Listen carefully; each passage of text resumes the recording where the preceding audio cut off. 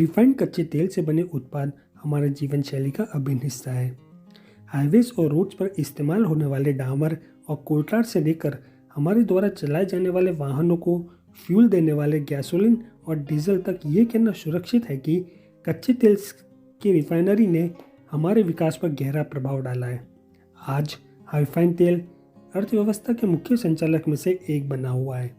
कीमतों में उतार चढ़ाव के कारण एविएशन और ट्रांसपोर्ट जैसे महत्वपूर्ण उद्योग प्रभावित होते हैं।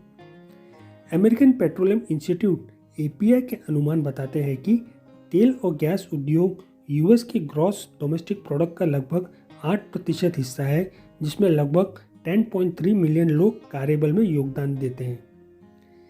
पेनिसिल्वेनिया के सैमुअल M. कीर द्वारा वर्ष 1845 में एक पंप किए गए तेल के कुएं की प्रारंभिक स्थापना के बाद से उद्योग में उल्लेखनीय प्रगति हुई है। 1850 के दशक में कीर ने पिट्सबर्ग में अमेरिका में पहली पेट्रोलियम रिफाइनरी बनाई। उस समय से ऐसी कई घटनाएं हुई जिन्होंने तेल उद्योग को उसकी वर्तमान स्थिति में आकार दिया है। तो क्या घटनाएं हैं इतिहास की वो जिन्होंने तेल के उद्योग को परिभाषित किया है? तो आइए हम देखते हैं। कनेक्टिकट की पेनिसिल्वेनिया रॉकवेल कंपनी विकसित होने वाली पहले तेल निगमों में से एक थी। इस कंपनी ने टाइट्सविले के पास तेल का पता लगाने के लिए एडविन L. ड्रेक की सेवाएं मांगी। विलियम स्मिथ की देखरेख में 69 फीट की गहराई में ड्रिलिंग के जरिए तेल की खोज की गई। इस खोज के कारण टाइट्सविले और आसपास के इलाकों में जीवन स्तर में काफ़ी उछाल आया है।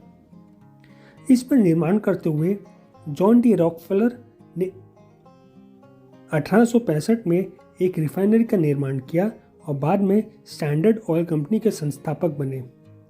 उनका लक्ष्य सबसे कम कीमत पर सबसे अच्छा माल तैयार करना था, ताकि रिफाइंड तेल के उत्पाद जीवन के सभी क्षेत्रों के लोगों के लिए आसानी से उपलब्ध हो सके।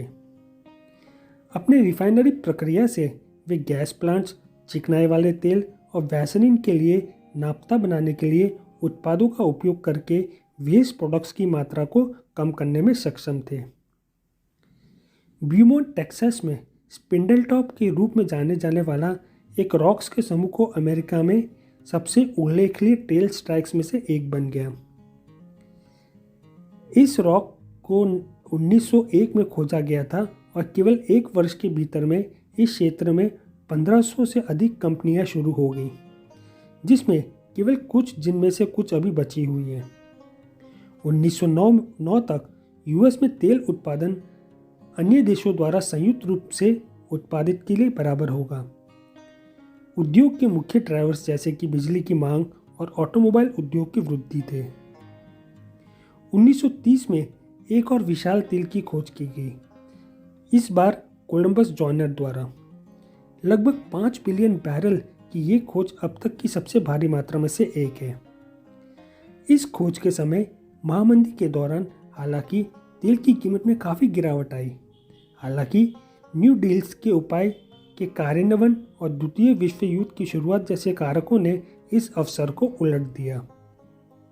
सेकेंड वर्ल्ड वॉर ने विस्फोटक TNT और कृत्रिम रबर को शामिल करने के लिए तेल के शोधन से उत्पादित प्रोडक्ट्स का विस्तार का नेतृत्व किया।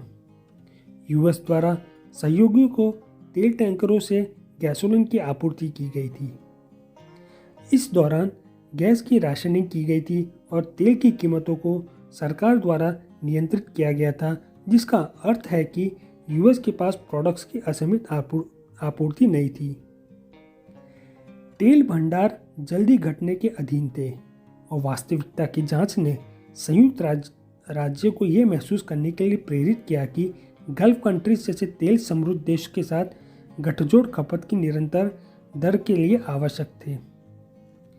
गल्फ में से 1949 में भूमध्य सागरीय क्षेत्र में से एक पाइपलाइन के निर्माण को अधिकृत किया, ताकि अमेरिकी सहयोगी देशों को ठिकानों को तेल के हस्तांतरण की सुविधा मिल सके।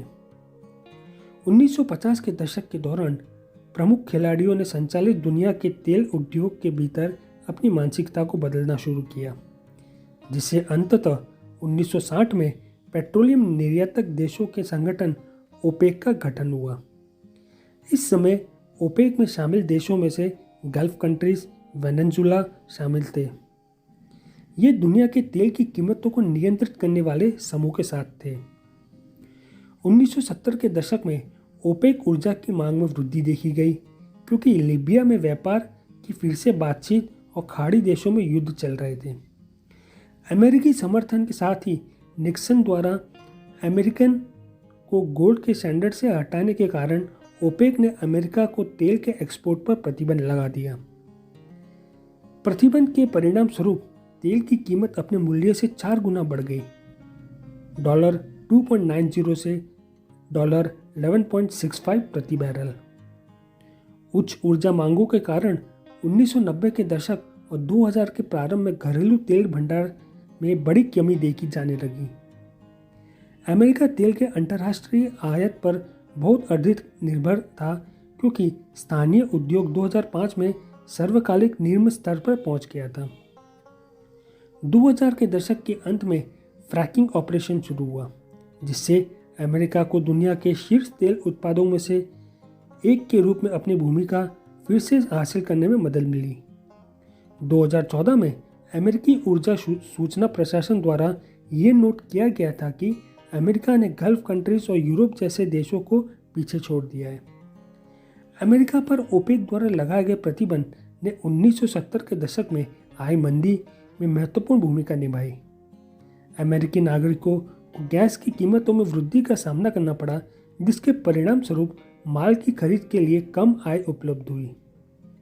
चेन रिएक्शन के परिणाम स्वरूप अंततः उत्पादों और सेवाओं की मांग में कमी आई और उपभोक्ताओं को अपनी खर्च करने की आदतों को बदलने के लिए मजबूर होना पड़ा।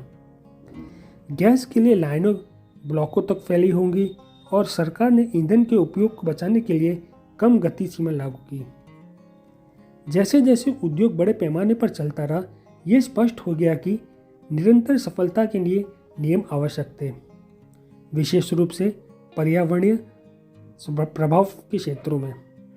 1989 में अलास्कन तट पर Exxon Valdez oil spill American इतिहास में सबसे खराब रिसावों में से एक था।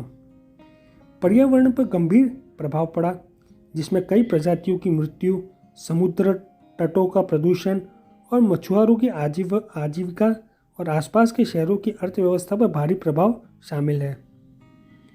तेल रिसाव ने तेल प्रदूषण अधिनियम को जन्म दिया, जिसने निर्वहन के लिए जिम्मेदार कंपनियों के लिए जुर्माने में वृद्धि को लागू किया और एक नए नियम की मांग की, जिससे सभी टैंकरों को छलकने की संभावना और प्रभाव को कम करने के लिए डबल हल्स की आवश्यकता हो।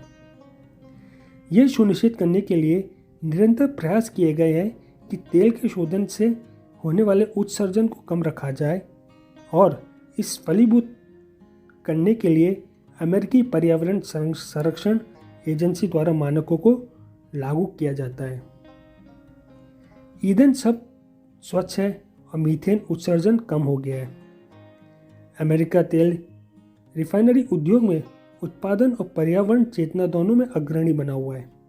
आने वाले वर्षों में इस स्तर को बनाए रखने के लिए यूएस की गारंटी के लिए तकनीकी प्रगति की जा रही है।